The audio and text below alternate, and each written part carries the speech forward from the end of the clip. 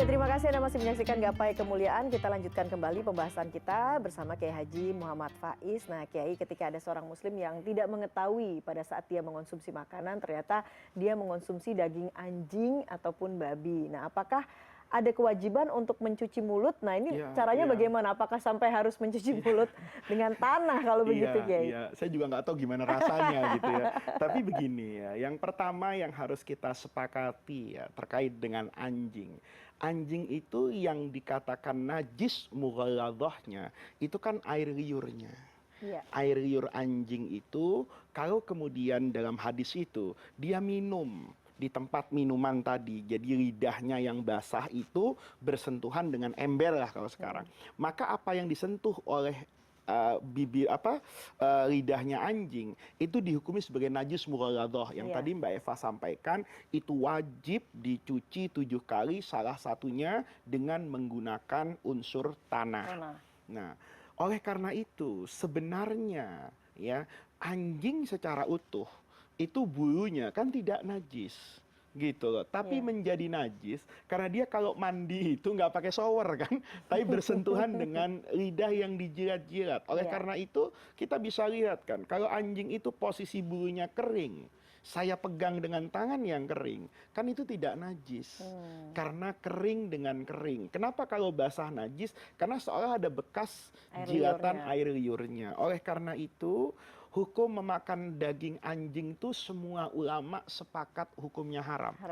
Tetapi tidak ada tuntunan untuk mensucikan mulutnya itu dengan 7 kali kumur-kumur. Salah satunya menggunakan apa itu? Tanah. Karena kemudian apakah memakan daging anjing itu identik dengan najasah mughalladhahnya, najis beratnya? Maka ulama mengatakan tidak, tetapi terkait dengan keharamannya. Dan mengkonsumsi daging haram itu tidak selalu jatuh kepada najis. Gitu loh. Jadi ini yang penting untuk kita pahami ketika menjawab pertanyaan ini, justru kita yang harus berhati-hati.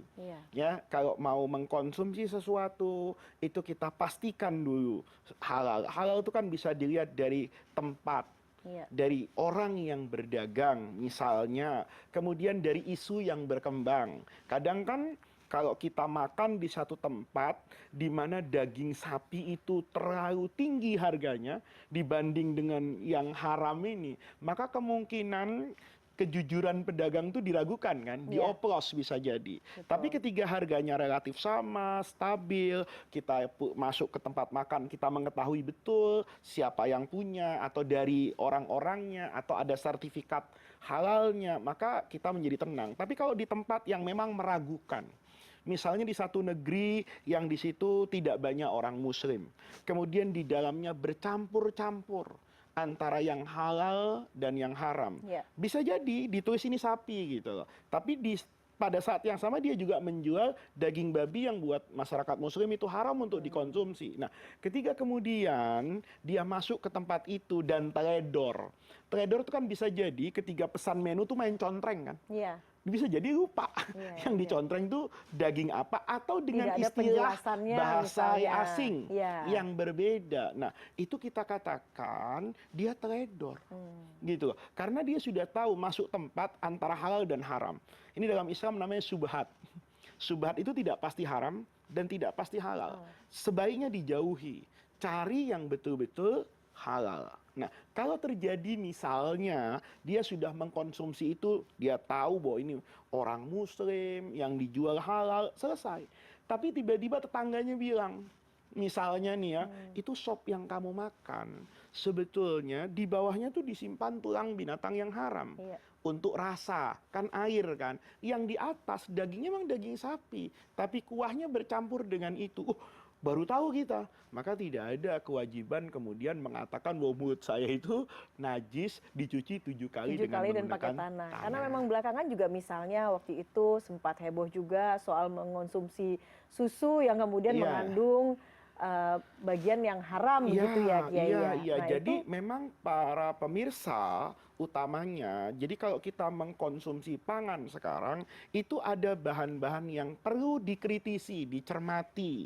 Misalnya semua masakan yang berbahan baku daging atau berbahan baku susu dan keju itu kan harus kita cek secara baik.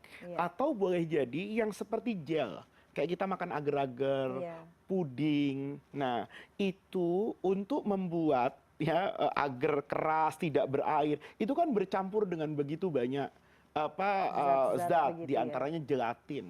Gelatin itu kan dibuat dari hand skin ini, bagian kulit kepala binatang apapun. Nah, kita perlu pastikan kan ini agar orang sering bertanya kan gini, masa sih ada puding haram? Kan puding bahannya ini. Oh iya, saya bilang, tapi gelatinnya itu. Maka kalau kita yang biasa dan melakukan pembelajaran di sana, makan sesuatu itu kita tahu kalau puding misalnya semakin kenyal, semakin tidak berair, semakin mahal harganya, itu semakin harus kita kritisi.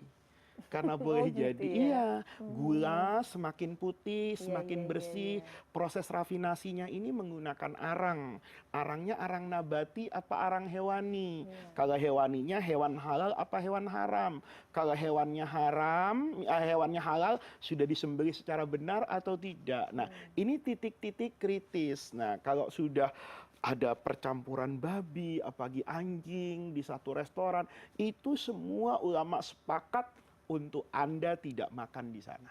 Baik, tapi yang jelas tidak ada kemudian aturan yang mengharuskan seseorang itu mencuci mulutnya sampai 7 kali dan juga dengan tanah begitu ya Kiai ya. Oke, baiklah. Semoga jawaban tadi bisa memberikan pencerahan untuk kita semua dan tidak terasa kita sudah sampai di penghujung program Gapai Kemuliaan. Semoga tentunya apa yang kita bahas hari ini dapat menambah keimanan kita kepada Allah Subhanahu wa taala. Saya Fayunizar dan Kiai Haji Muhammad Faiz undur diri. Sampai jumpa di Gapai Kemuliaan berikutnya. Wabillahi taufiq wal hidayah. Wassalamualaikum warahmatullahi wabarakatuh.